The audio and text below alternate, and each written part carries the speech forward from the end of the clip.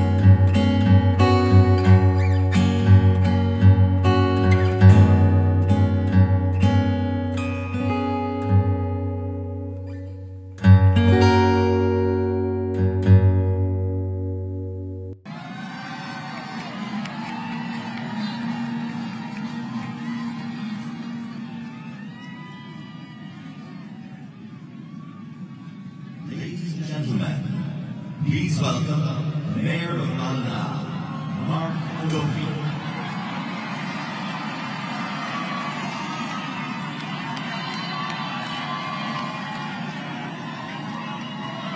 Good evening, Ballina. Are we ready to give a hometown welcome to President Joe Biden? That wasn't bad, but we'll give it another go. This time, I want everyone, from right down on his home street of Garden Street, to the Market Square in Ballina, where we've got big screens, from Pearse Street, up Ardery and down the Quay, to here on the banks of the historic River Moy, behind the cathedral. Are we ready to give President Biden a homecoming welcome?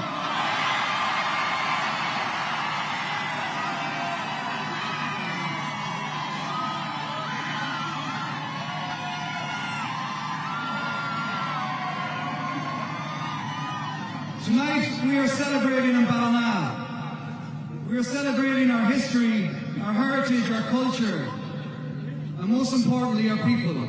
We're celebrating each and every person from County Mayo and afar that has come here tonight on this historic occasion. But we're also remembering tonight the people who are no longer with us, who are part of the fabric that have made us who we are, proud County Mayo people and proud Irish people.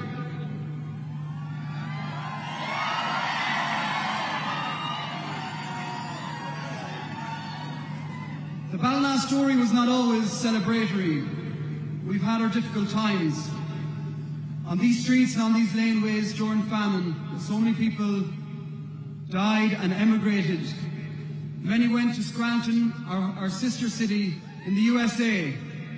They went in search of a better life.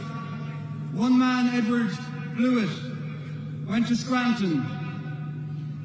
Like many of him from this area, thousands of us from County Mayo, went to Scranton, went down into the coal mines, worked the railways. But coming out of those coal mines came hope, and came the Edward Blewett story that has now become the Joe Biden story.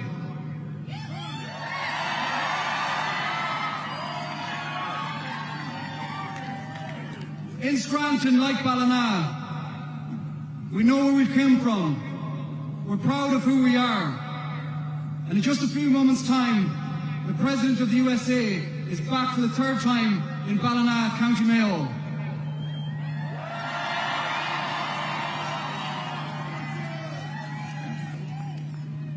The Taoiseach Leo Varadkar will speak next. After Taoiseach speaks, I hope that you give a rousing, powerful, Western, soulful, homecoming welcome to the 46th President of the United States of America, President Joe Biden. Have a great night.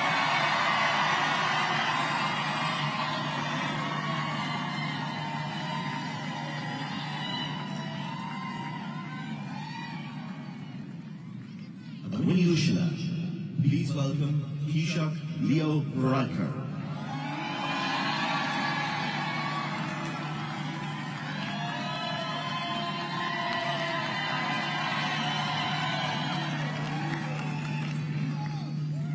President Biden, Ambassador Cronin, distinguished guests, ladies and gentlemen.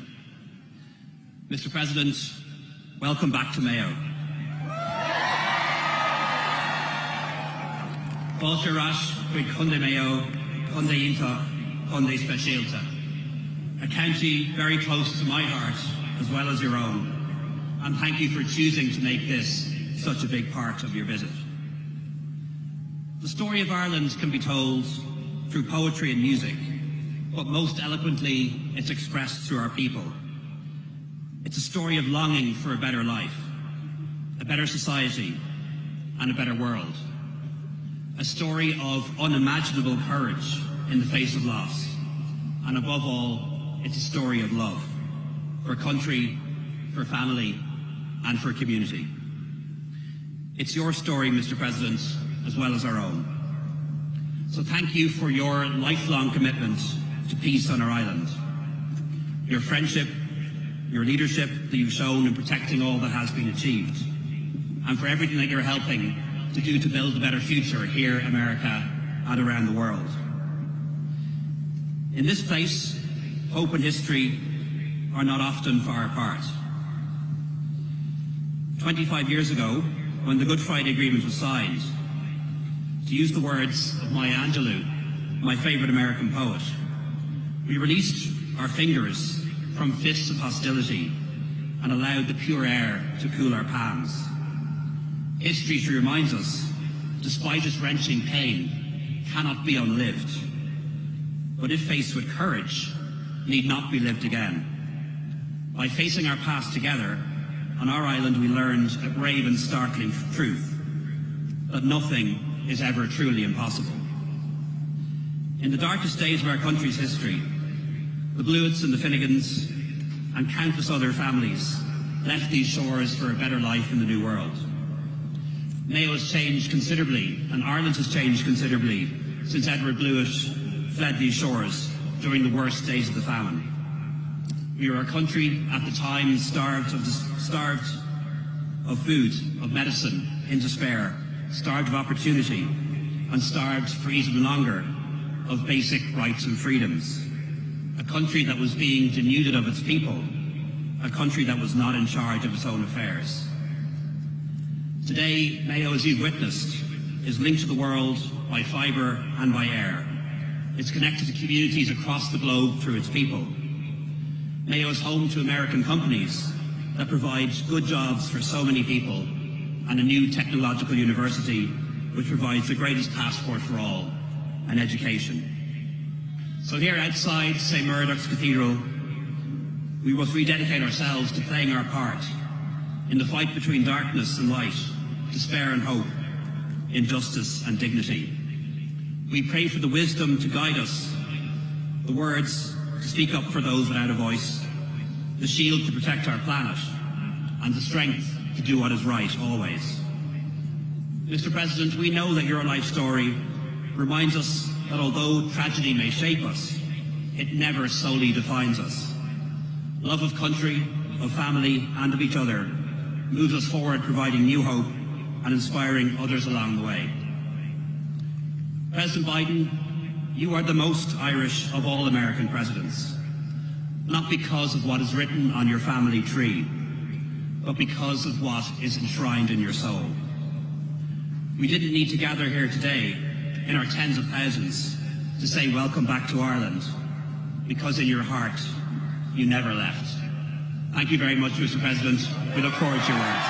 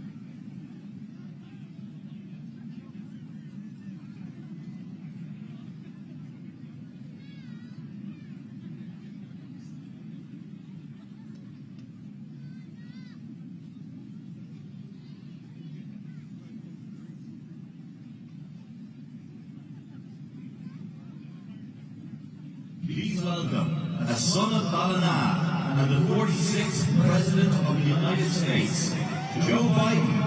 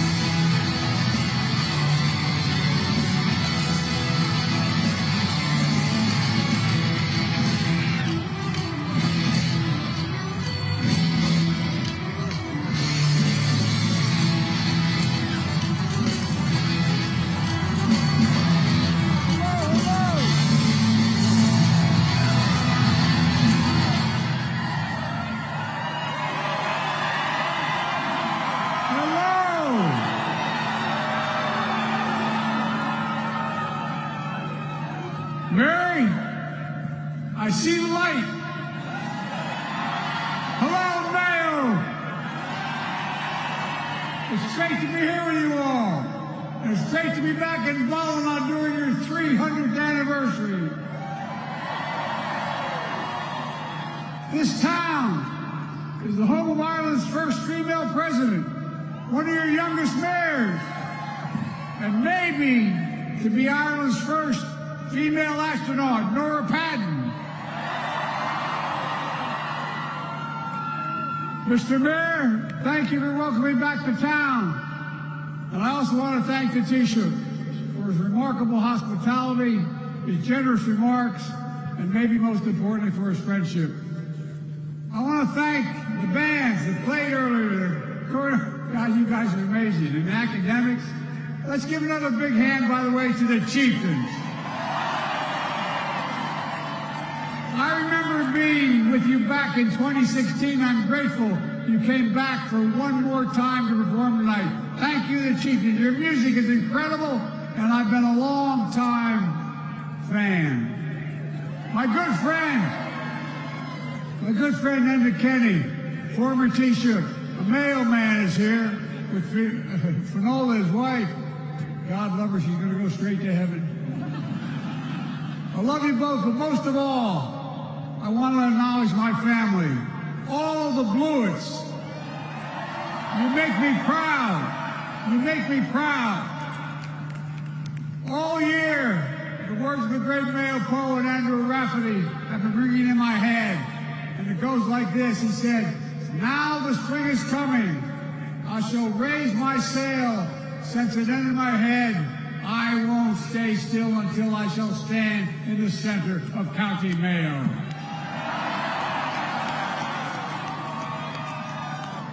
I mean it, I had to be here. My son Hunter and my sister Valerie and I made several stops across Mayo today. We visited Knox Shrine, where I was hosted by Father Richard Gibbons. We also met, out of the blue, we didn't know he was there, a former military chaplain, Father O'Grady, who gave my son last rites in Walter Reed Medical Hospital in Washington. It was incredible to see him. It seemed like a sign. We traveled up to North Mayo Heritage Center, where I learned even more about my roots in Mayo. Roots that led me back here to Ballina and to St. Murdoch. What a magnificent cathedral. I also learned, if you go far enough back, you can find a record of one Edward Blewett, who worked for several years in the Ordnance Survey mapping this entire area of Ireland. But even before that, it turns out, he worked in the old Ballina brickyard. We found a record, or I should say the Historical Society found a record for me. In 1828, he was paid 21 pounds and 12 shillings to help supply this bricks for this cathedral. 27,000 of them. I was able to hold one in my hand today. They're damn heavy, they're heavy. As he labored, I'm sure Edward imagined that one day his family would worship here, that his children would be baptized here like his son Patrick was, and that future generations of his family would mark the milestones of their lives here in these sturdy walls. But I doubt he ever imagined that his great-great-great-grandson would return 200 years later as President of the United States of America. Isn't that amazing? And I want to thank you. I want to say thank you. I heard you all had an impromptu celebration the night I was declared the winner in 2020 election.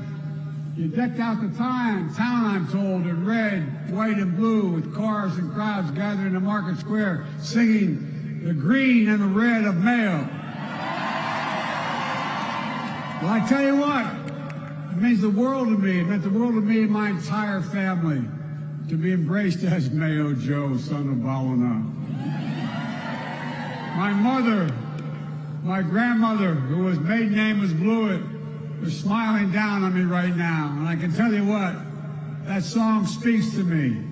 It goes like, oh, the feeling that came over me to stay forevermore, forevermore, stay forevermore, and on the green and red of Mayo, oh, the green and red of Mayo, oh, the green and red of Mayo.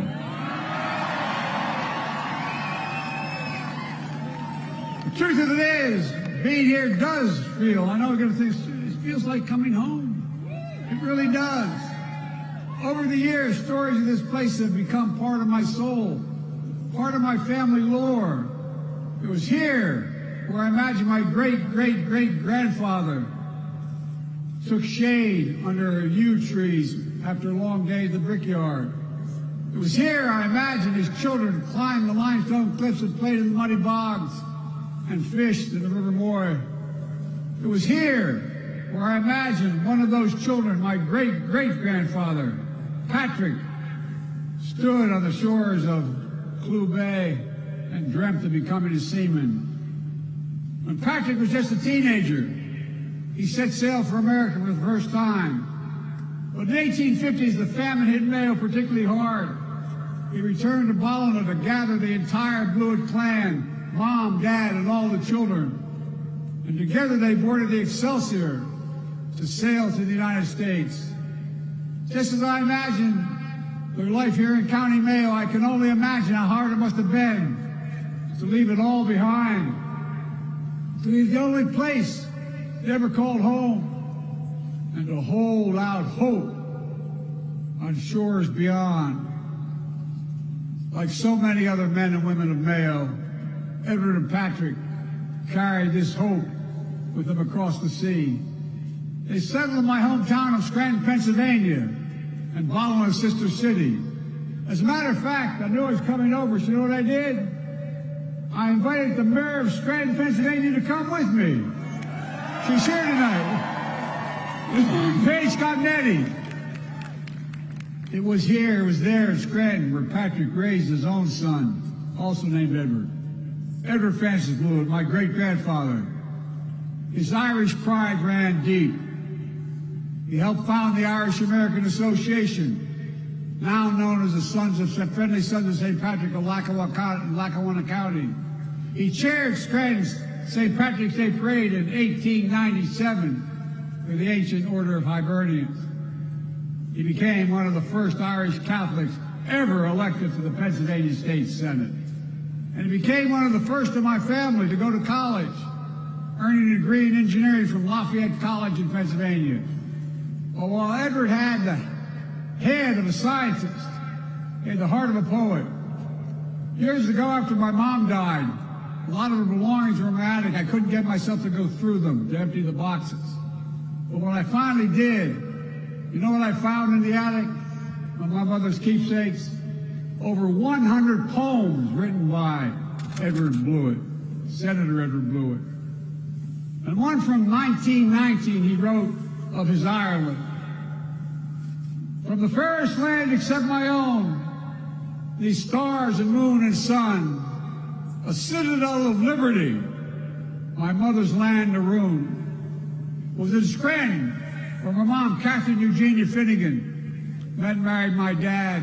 Joseph R. Biden Sr. was a wonderful man, but whose saving grace in the eyes of the Finnegans was he had a Hannafy from Galway as his mother's side.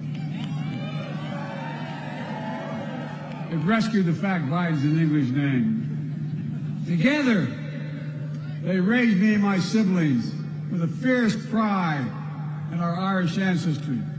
A pride that spoke to both the history that binds us, but more importantly, the values that unite us. To this day, I can still remember hearing my dad say at the dinner table, Joey, and I meant this is, I give you my word as a Biden, this is absolutely true. He'd say, Joey, everyone is entitled to be treated with dignity and respect. I can still hear my mom tell me, Joey, nobody's better than you, but everybody's your equal. These are the same values I try to pass down to my children and grandchildren, whom I've always dreamed of bringing to Ireland. In 2016, when I was vice president, that dream became a reality. 3 generations of my family walked along Garden Street, where Edward Blewett, a brickmaker and surveyor, lived with his family. It was on Garden Street we learned the true meaning of the Celtic expression, 100,000 welcomes. Matter of fact, I think I shook 100,000 hands that day. I also met the extended cousins who instantly felt like family I'd grown up with on Sunday dinners on every single week. This strong bond brought me back in 2017 when I was a professor at the University of Pennsylvania.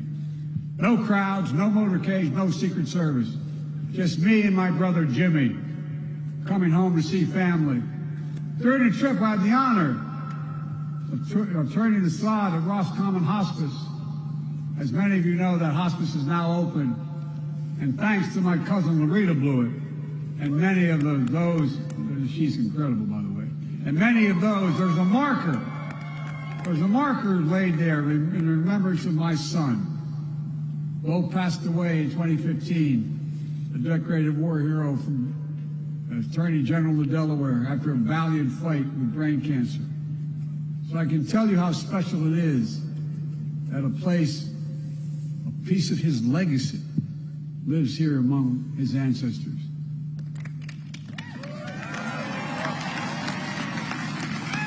And thinking about it, I can hear my dad's voice again. He'd always say, Joey, remember, family is the beginning, the middle, and the end. Beginning, middle, and end. That's the Irish of it, the beginning, the middle, and end. Everything between Ireland and America runs deep. Our history, our heritage, our sorrows, our future, our friendship, our joys.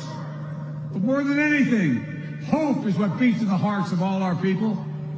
For centuries, even during times of darkness and despair, hope has kept us marching forward toward a better future. One of greater liberty, greater dignity, and greater possibilities.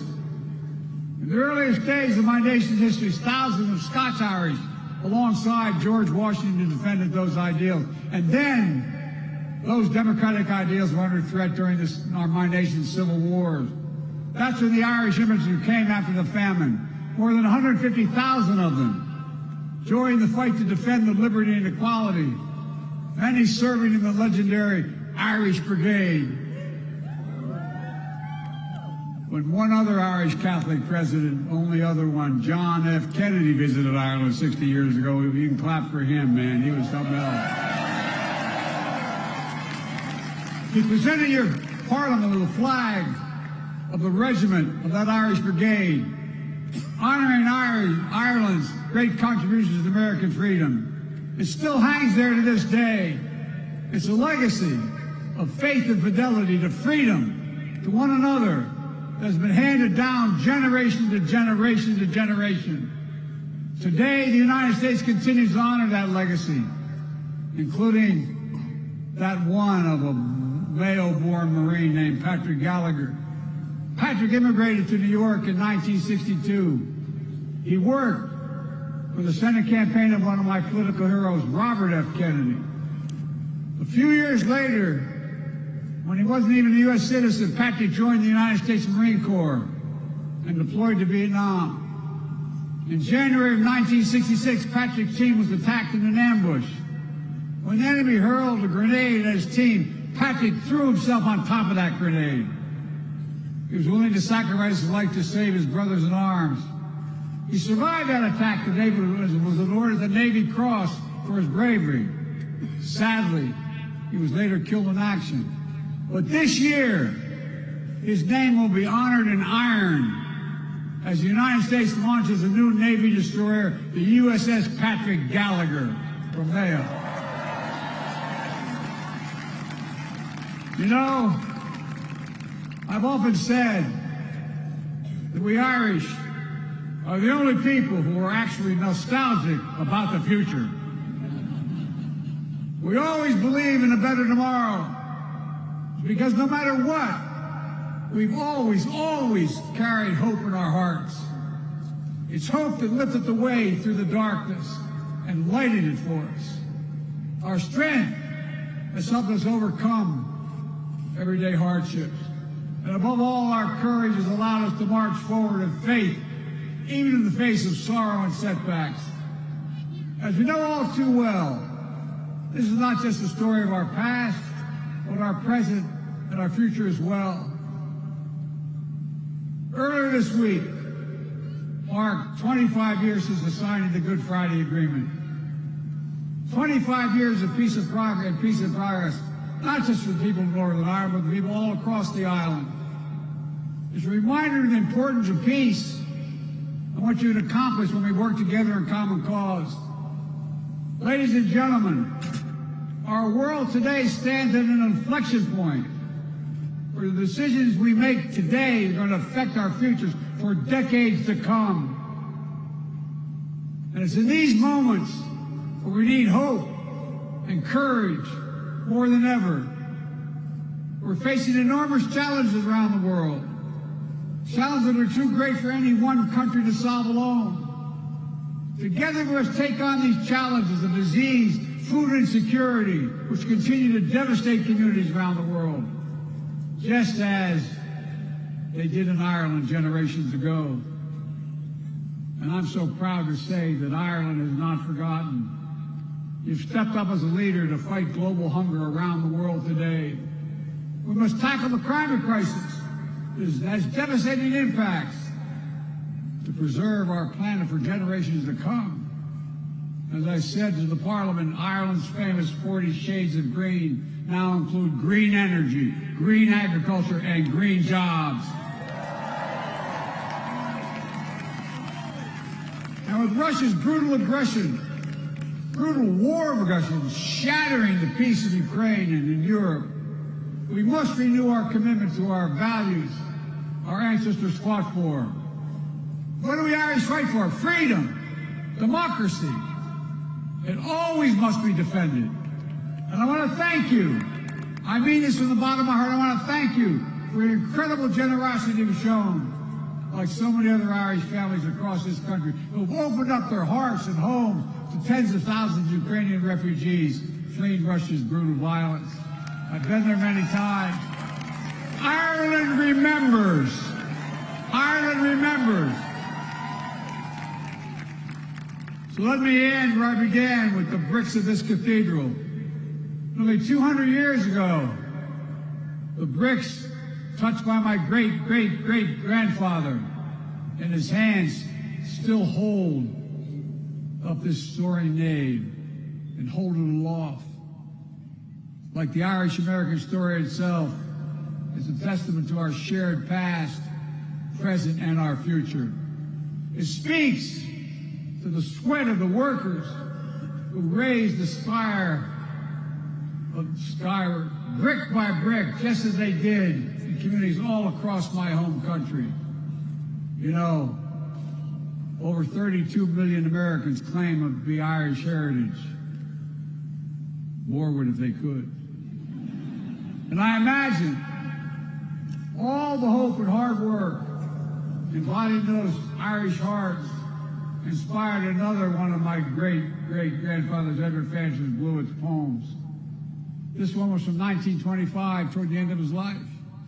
He called it The Workers. It goes like this: the march of progress cannot cease, while hearts and minds and ardent souls are bound in faith to sublime things. My friends, people of Mayo, this is a moment to recommit our hearts, our minds, our ardent souls to the march of progress, to lay the foundations brick by brick by brick for a better future for our kids and our grandkids. One of greater liberty, opportunity, and dignity, just like our ancestors did for us.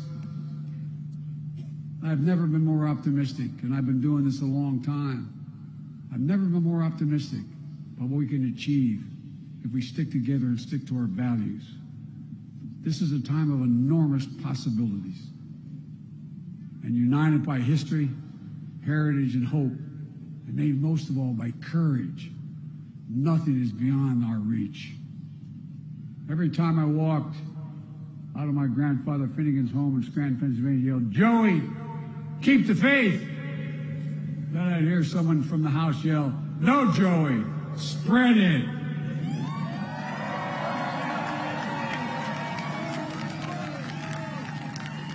May God protect all those who serve the cause of peace. And oh, one more thing. Mayo for Sam! Mayo for Sam! Thank you. you, thank you.